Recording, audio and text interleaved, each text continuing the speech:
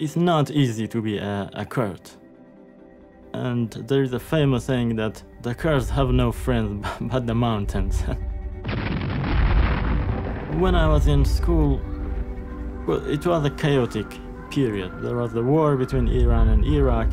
Two jets swooped low to bomb a Kurdish town recently taken by Iran. And the economic situation was pretty bad. My parents are farmers, so I spent a huge amount of time actually doing farming.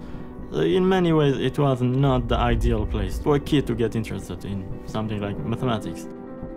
My brother started to teach me more advanced mathematics, integration, derivation, which is not part of middle school education.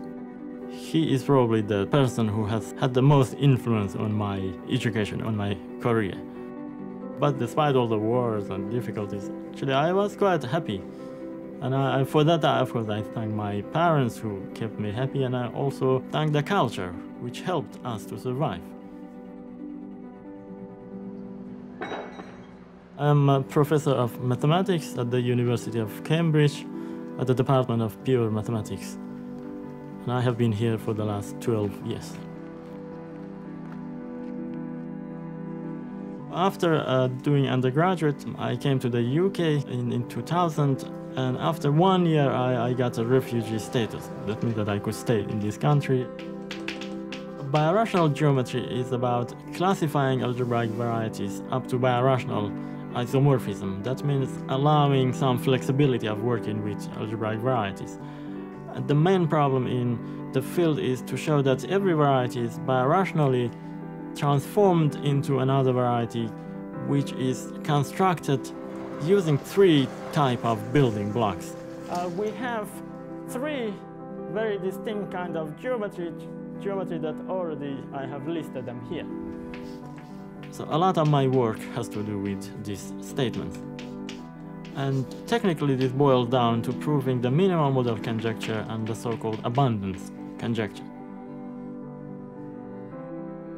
To me, mathematics has two stages. The first one is to learn what other people have done. It means reading books, reading articles. Reading mathematics, beautiful mathematics, is like going to a touristic, historical, beautiful town. Somewhere like maybe Cambridge.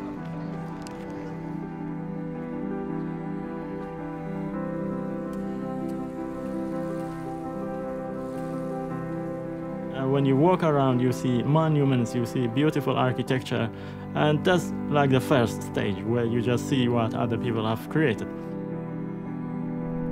So the second stage is like if I suddenly have wings and I fly over a city and I can see a lot more than before.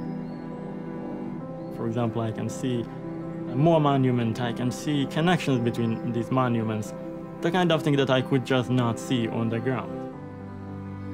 In many ways, solving a problem somehow quite often has to do with understanding connections between two concepts, two notions.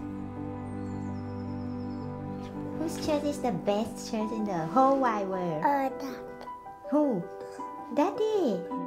So I have my son now, who is around 4 years and a half. He's very curious, and one thing I really like about him is that he is also very creative.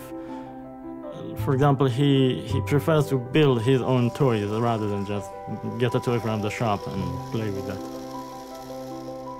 To solve a difficult problem or to create a new theory, you just have to be original, you have to be creative. I mean, that's part of the criterion of evaluating whether a piece of mathematics is good or not.